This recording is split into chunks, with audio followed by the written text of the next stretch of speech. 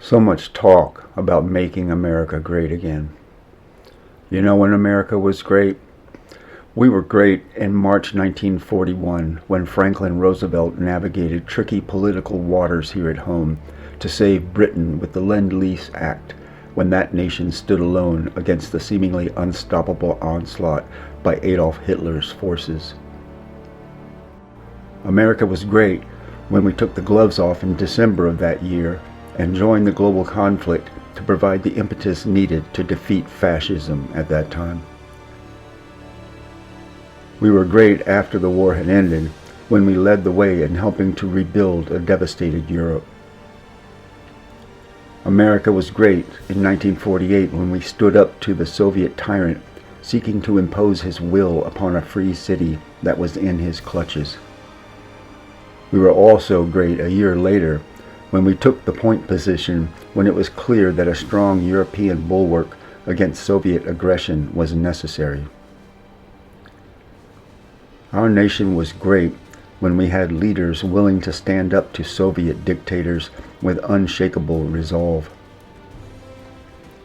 More recently, and in another way, we were great when President George W. Bush instituted his AIDS relief program for Africa.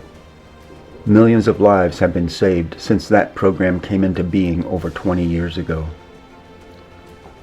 And most recently, America rose to greatness when President Joe Biden led the coordination of multilateral support for Ukraine in its existential struggle against Vladimir Putin. You know what's not great?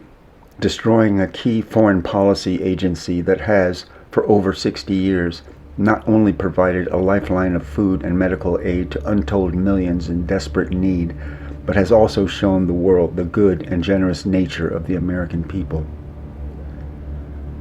Also not great, going out of our way to bully, antagonize, and alienate our allies. And how about the extreme opposite of great?